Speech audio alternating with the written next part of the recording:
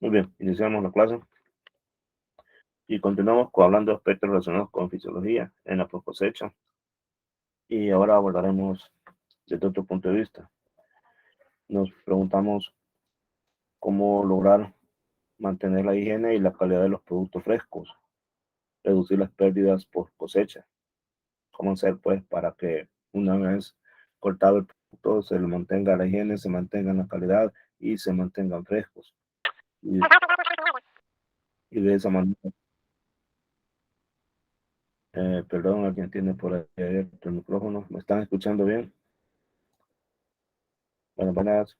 Pregunto si me están escuchando bien. No sé si hay distorsión. Sí, se Hola. escucha bien. Bueno, perfecto. Entonces, continúo diciendo que nos iniciamos esta clase con esta pregunta que está ahí, ¿verdad? Cómo lograr que mantener higiene y calidad y frescura en el producto que hemos cosechado y de esa manera cómo reducir las pérdidas. Bueno, hay tomas dentales de la cosecha. Tenemos dos casos. En el primero nos dice que definitivamente no hay vuelta de hoja. Si vamos a almacenar, tenemos que empezar con fruta o hortaliza que esté en buena calidad. ¿Y qué significa en buena calidad? Que no esté magullada, ¿verdad? Que no esté picada, que no lleve restos de insecticidas, etcétera, etcétera, etcétera. Que esté en su punto, ¿verdad? Que ha sido bien tratada ante la corte. ¿Qué pasa si cualquiera de esos controles falla?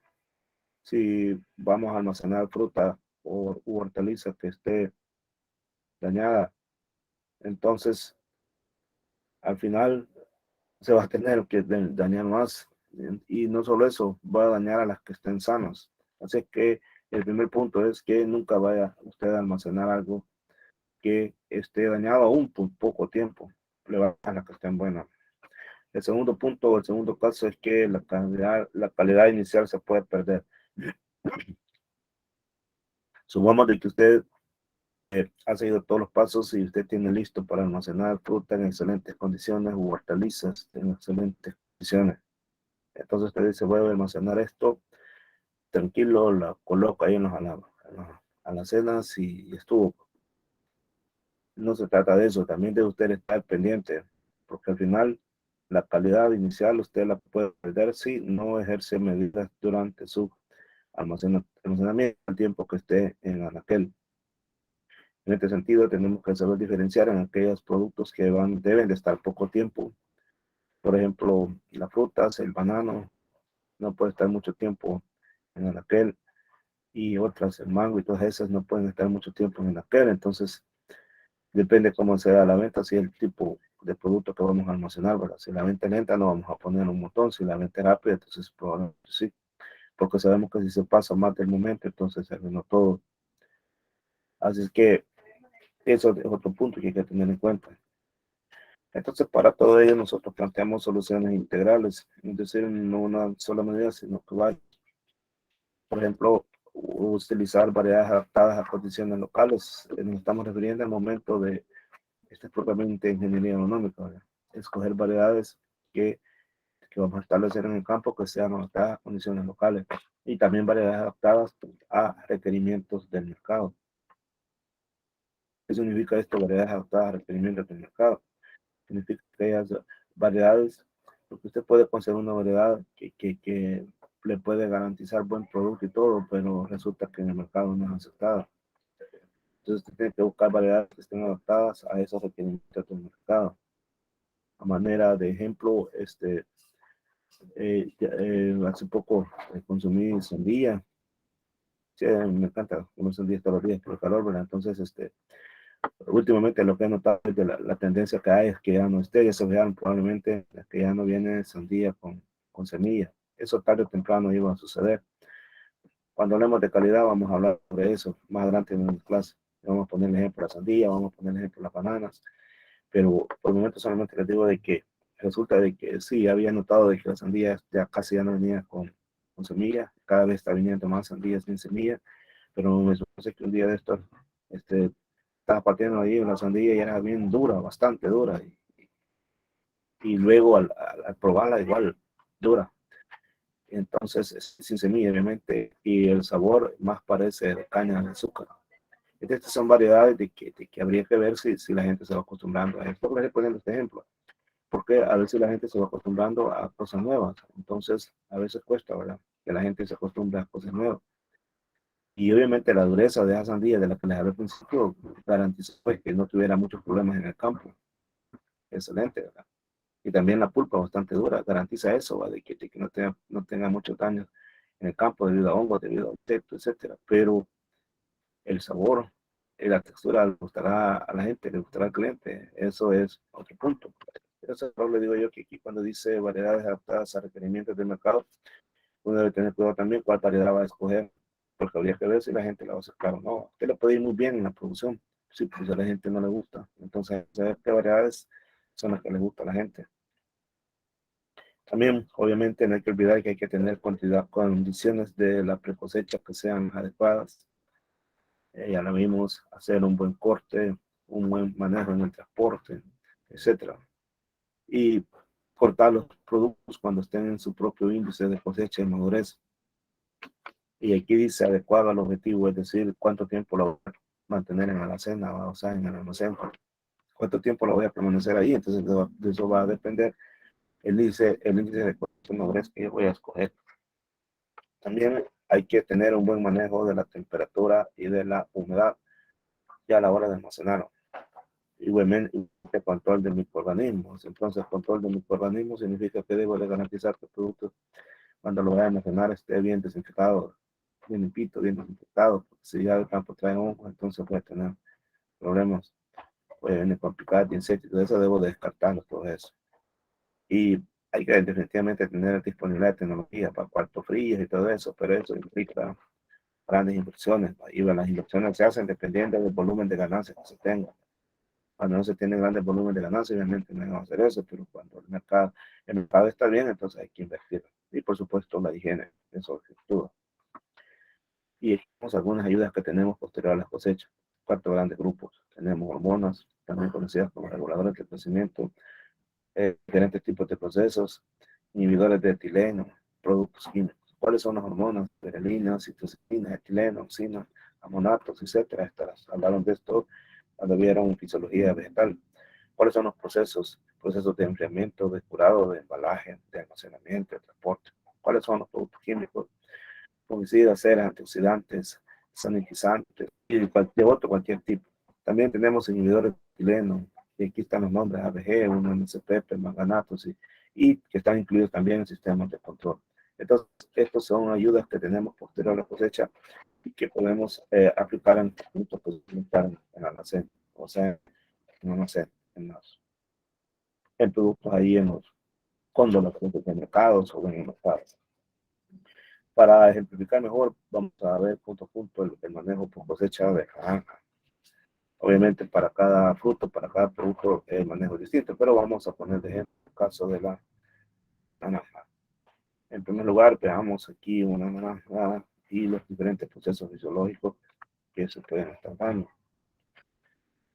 Ustedes nos veamos, está entrando oxígeno y al entrar oxígeno, pues esto sirve, definitivamente ya lo vimos la vez pasada, que los azúcares aquí hay energía, entonces esta energía cuando se rompe, todo tiene que ver con un proceso que se llama ciclo de y en ese ciclo de Krebs interviene el oxígeno uniéndose a carbono y atrapando electrones. Entonces el oxígeno unido a carbono se convierte en CO2 y se sale hacia el exterior. También aquí en el proceso de la elaboración de las sustancias azucaradas de reserva hay formación de sustancias orgánicas. Igualmente está liberando el proceso del CO2 y otro tipo de energía, se está liberando calor.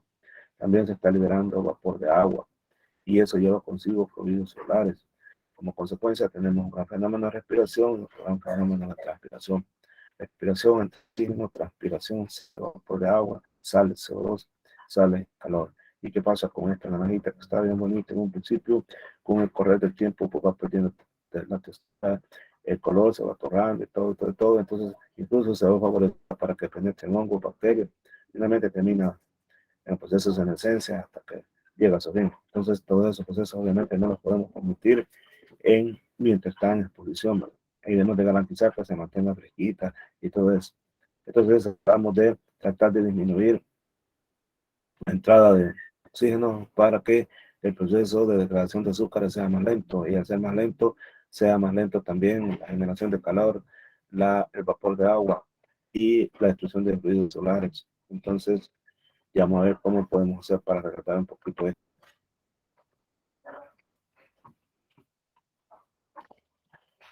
Hacemos de campo. Allí vamos a tomar en cuenta que nos vamos a enfrentar a procesos de recolección, luego de empacado y luego de transporte. Entonces, en esos transportes vamos a tener mucho cuidado. No tenemos cuidado de recogerlas de los árboles al estar guardando en jabas o lo que sea y al transportarlas, entonces las vamos a dañar y entonces ya comienza el problema.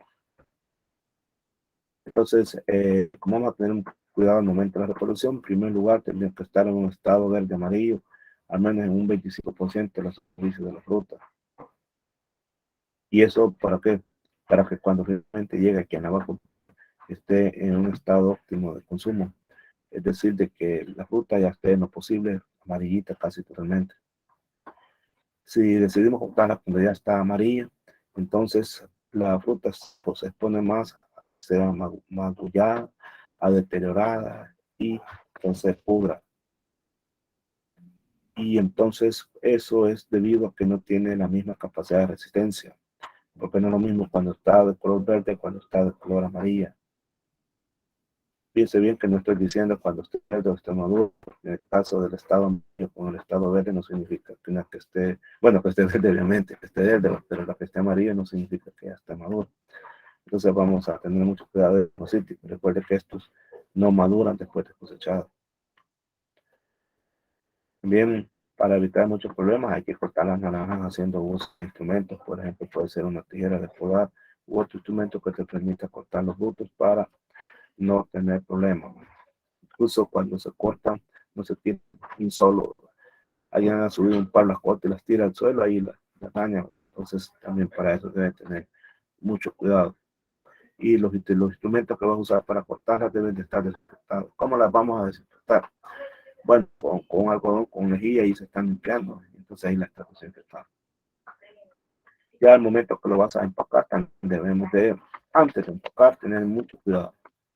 Darle una revisada, que no vayan a tener las frutas, porque si no le van a hacer destrozos ya una vez no nada. Imagínense que está en cajita para exportación y todo, entonces se puede aquí en fruta con deterioro, entonces le van a todo, una gran pérdida y luego que le van a rechazar el producto y para que recupere la confianza de esos de va a ser difícil, porque le diré que con la gente del extranjero es bien difícil, son bien exigentes. Ya sabes, si algún día usted trabaja en una empresa empacadora, porque se puede exportar frutas, se puede exportar frutas, la exporta, entonces debe saber eso, ¿verdad? Que hay que tener mucho cuidado. Bueno, igualmente en el transporte deben ser, bueno, usted sabe que estos furgones ya van con cuartos refrigerados, como si fueran cuartos refrigerados, ya van refrigerados, sobre todo si van hacia otro país. Entonces, en ese sentido, hay que estar revisando bien los sistemas de refrigeración que no vayan a fallar. Igualmente, ya estando ahí, debe haber un espacio bien distribuido para no sobrepagarlo, porque usted quiere enviar al extranjero. Entonces, se trata de evitar daños como, por ejemplo, el volcamiento de un empaque sobre el otro. Esto partiendo del hecho de que el cuarto frío del trailer del furgón va excelentemente bien, que el sistema eléctrico va funcionando, que hay suficiente gas, etcétera, porque todo eso hay que garantizarlo.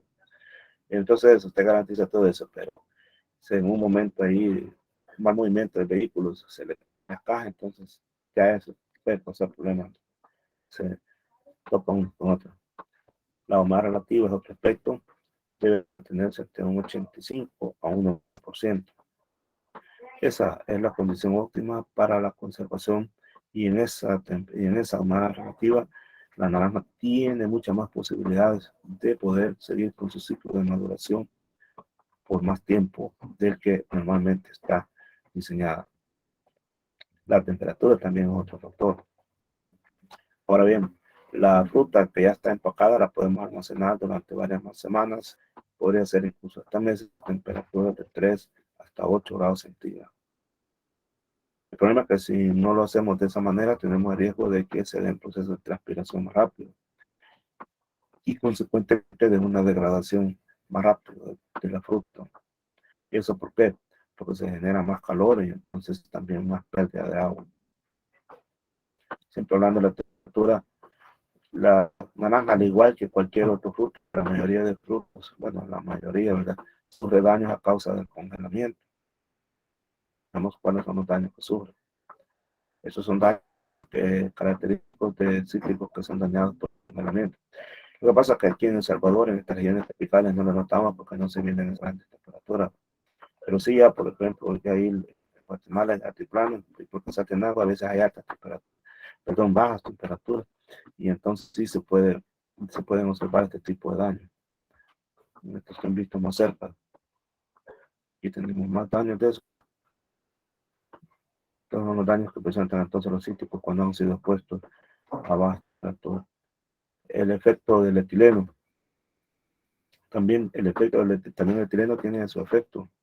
En el sentido, si lo exponemos de 1 a 10 partes por millón, ya sea durante unos 3 días a 20, 30 grados centígrados, entonces lo podemos usar si cumplimos con esas condiciones para lograr que la naranja pierda su color verde, es decir, proceso de desverdecimiento. De esa manera, entonces la podemos hacer que la naranja se vuelva amarilla. Ahí están las indicaciones.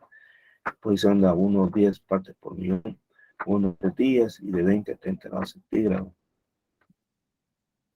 Lo importante es que allí no afectamos la calidad interna del producto. No afecta la calidad de la pulpa, ni tampoco el grado de acidez. Eso sí, puede acelerar el deterioro de las y la incidencia de pudriciones, dependiendo de la edad de la cosecha y el porcentaje de maduración del fruto. Si es que si se van a desverdecer, tienen que venderse rápidamente, si no se le van a terminar bien. Hay otros problemas que tenemos asociados al manejo de cítricos de cosecha. Por ejemplo, el aparecimiento de necrosis perpendicular, que es esa mancha que vemos acá. Con esta mancha se pueden ver como un río, o en estado más avanzado se pueden ver así. Se llama necrosis perpendicular en cítrico. Se supone que es por desequilibrio del fósforo y del nitrógeno. Sin embargo, el factor que más lo determina es la respiración que sufre la planta cuando la quitamos que sufre el fruto cuando nos separamos de la planta por el estrés de agua. Cuando le vamos al estrés de agua, porque cuando esta fruta estaba pegada al árbol, entonces estaba recibiendo las cantidades de agua, pero cuando la quitamos ya no recibe la dosis adecuada, entonces cae en estrés y eso avanza el proceso de senescencia. Oleocelosis también es otro problema que se manifiesta. ¿En qué consiste la oleocelosis? En la rotura de celdillas de aceite de la parte que se llama flavedo, o sea, es esta que vamos a ver acá. Vamos a la parte de una naranja. Esto se llama albedo. Esta es una central. Estas son los carpelos con son todos los está la pulpa. Todo esto, lo que uno se come, en realidad son carpelos que tienen vesículas con jugo. También se les conoce como la pulpa. Entonces esta es la columna central. Y el flavedo es lo que está aquí en la orilla, esto que está acá. Esto que está acá, está marcado aquí, eso es el flavedo. Entonces, lo que pasa es de que a veces se rompen las células que están aquí y al romperse se liberan el aceite. Y al hacerlo también externamente se nota de esta manera. Probablemente ustedes ya han visto estos daños en unas hojas. Se observan estas manchas. No sé si logramos distinguir bien. Se llaman estas manchas, sí. Aquí lo que ha pasado es que se ha roto. Ha habido una rotura en el flavedo y se han liberado aceites. Y ese aceite es tóxico para las células que están en la parte donde se derramó. Digamos que tenemos un montón de bolsitas llenas de agua y que entonces digamos que esa agua va a ser tóxica para las demás bolsitas, suponiendo que las bolsitas serían las células. Lo mismo sucede acá con este aceite derramado. Igualmente retrasa la pérdida de clorofila en las zonas del afectado. Rompe las glándulas y eso ocurre por definitivamente mecánicas durante la cosecha, durante la manipulación y del transporte. Eso probablemente hubo un mal manejo cuando se cortó, se arrancó y se tiró, cuando se estaban colocando en las habas, se tiraba de manera y en el transporte sufrió golpes. Eso hacía que se rompieran. Otro problema es que hay alteraciones mayormente cuando los frutos se cosechan antes de la maduración natural y también después de un riego. Esto es bien importante. Alteraciones mayormente cuando se cosechan antes de la maduración natural y luego de un riego y luego de la lluvia o acompañado de humedad relativa. ¿Qué significa esto? Que no hay que cortar las naranjas después que haya regado, después que haya llovido o cuando haya alta humedad relativa, como quien dice, cuando hay señas de temporal y todo eso que hay alta humedad relativa, no conviene porque se le puede dar este problema. Hay detalles que todas las áreas que están dañadas no desarrollan coloración típica, fase de desverdizado. ¿Por qué? Porque retrasan marcadamente la pérdida de clorofila. Por eso es que las áreas dañadas no desarrollan coloración típica durante la fase de desverdizado. Y aquí podemos ver esto. Vamos a darle lectura a lo que aquí dice. En la figura 1 dice oleosis de fruta de clementina. Es como una mandarina que venden en el súper. Luego del desverdizado, se observa cómo en las zonas donde se derramó aceite esencial, el tejido pierde la coloración verdosa. Observe usted que cuando aquí se rompieron todas estas vesículas que estaban aquí con todas estas células, entonces se derramó el aceite y entonces aquí se retrasó la pérdida de clorofila, por eso se mantiene verde. Aquí no ha habido daño. Probablemente haya sido una la que se rompió, pero se extendió a todas las demás y entonces retrasó la pérdida de la clorofila, por lo tanto dura más el tiempo. Por eso te ve manchas verdes y manchas amarillas. Y está oleocelosis en pomelo. Pomelo, si no me equivoco, es la misma toronja. Así es como se manifiesta en el caso de la toronja. Luego de la maduración en la planta. Entonces aquí maduró en la planta, no en el almacén. Se observa la evolución de la alteración a colores pardos con depresiones importantes en la corteza. Cualquiera de las situaciones dice, determina pérdidas de calidad exportable. Entonces, en el primer caso, tenemos una clementina que la hemos tenido en el almacén y esta en el árbol. Esta es una toronja y esta es una especie como de mandarina. Vemos estas manchas verdes porque cuando se rompió el florero, entonces los aceites impiden que todas estas regiones la clorofila se degrade al ritmo que debería de hacerlo. Entonces, en esta zona amarilla sí no ha pasado nada, pero en esta zona verde sí. Y en el campo, lo que quiere no necesariamente verde, es color café.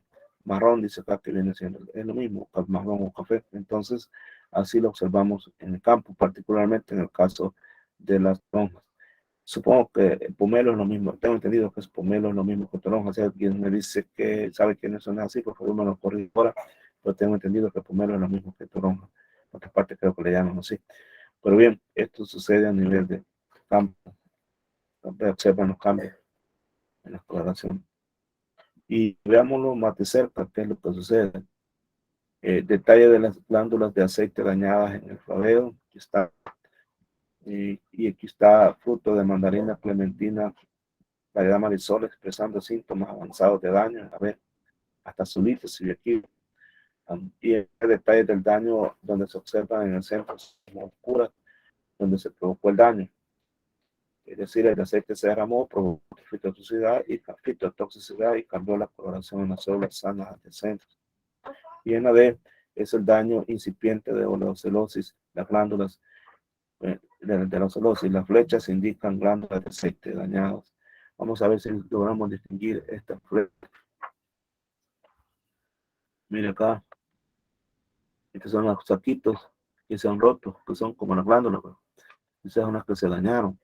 Y entonces el daño recipiente comienza a hacerse el daño. Aquí está marcándolo con esta flecha. Así que este es visto de cerca el problema que se origina de las figuras, donde ahora estamos viendo más de cerca los daños que se ocasionan por el derrame de ese aceite. Otro problema es la granulación, esclerocitosis en cítricos. Estas aparece cuando se mantienen las frutas en el árbol aún después que hayan madurado. Entonces acá, como ya pasó hasta el tiempo de su maduración, entonces vamos a ver que las vesículas son de gran tamaño. Las vesículas, recuerden que son donde están todos los jugos. Las paredes son gruesas y también secas, casi no echan zumo. Y todo esto se da porque se incrementa la respiración del fruto. Y la energía, obviamente, la utilizan para el engrosamiento de las paredes. Entonces, aquí tenemos unas imágenes de cerca. Es muy probable que muchas veces nosotros consumimos algunos cítricos y cuando las queremos probar y aspiramos a comernos ahí algo que sea jugoso, resulta que todo está todo seco, porque ya en realidad ya la fruta ya invirtió casi todo y entonces y lo invirtió en hacer más grueso. Si usted observa, toda su energía la ha invertido en hacer las paredes más gruesas, hacer las paredes más gruesas, ahí las ha invertido. Entonces la opción aquí básicamente es no esperar a que se madure en el fruto, y una vez que se hayan cortado se le aplica ácido giberélico. El ácido giberélico no es para curar esto, porque el ácido giberélico es una hormona. Entonces la vamos a ocupar para poder acelerar el proceso de maduración una vez la hayamos recolectado. El bufado principalmente se da en mandarinas, esto es bien común también. Me imagino que ya les ha sucedido, que han observado mandarinas que vienen ácido. Entonces este es el bufado. ¿Y en qué consiste? En la separación de la corteza de la pulpa. Y se produce cuando las frutas permanecen igualmente en mucho tiempo en el árbol. Gomosis, este es otro problema, son las protuberancias que observa usted acá. Ese es otro problema que también se da. Y son como si fueran bolsitas con goma.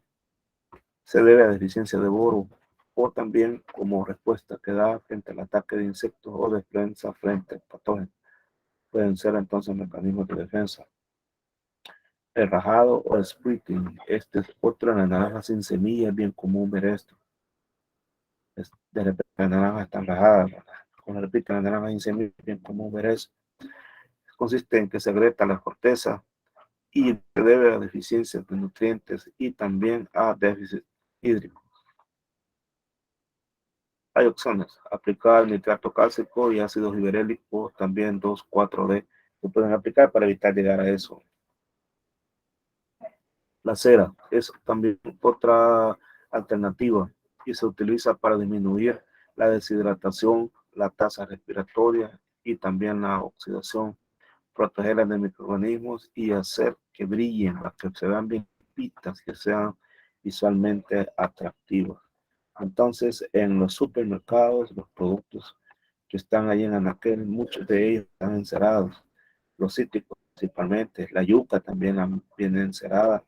Entonces tiene todos estos propósitos: aplicar la cera, disminuir la deshidratación, es decir, que el agua no se escape tan fácilmente, la tasa respiratoria, es decir, que no esté tan fácilmente el oxígeno. Si disminuimos la tasa respiratoria, si no permitimos que entre muy rápidamente el oxígeno, entonces vamos a evitar la oxidación.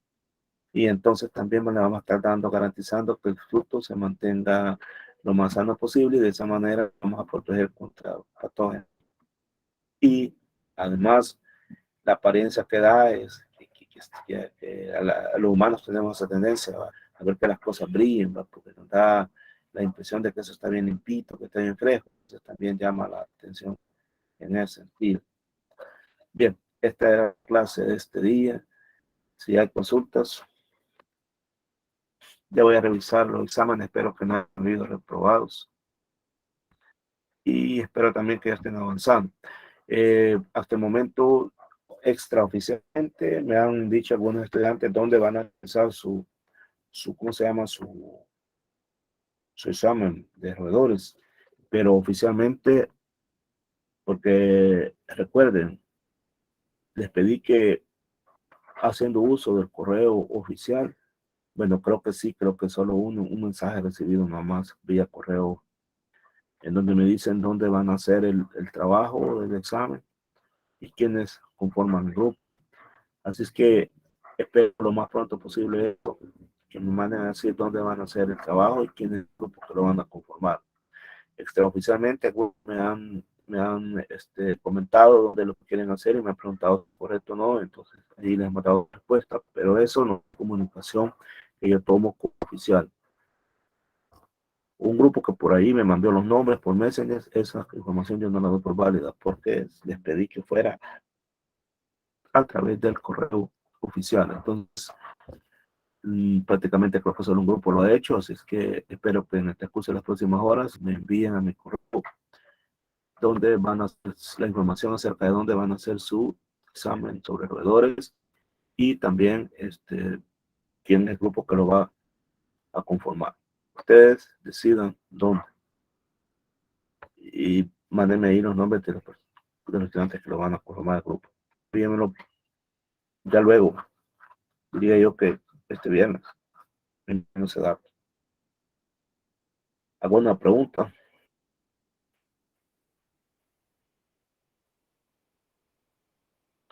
Bueno, si no hay pregunta, entonces tengan buen día y nos vemos entonces el martes. Creo que acepto por ser Día de la Madre, entonces, no sé, ya voy a revisar. Como quiera, pasen un buen día, un gusto, permiso. Nos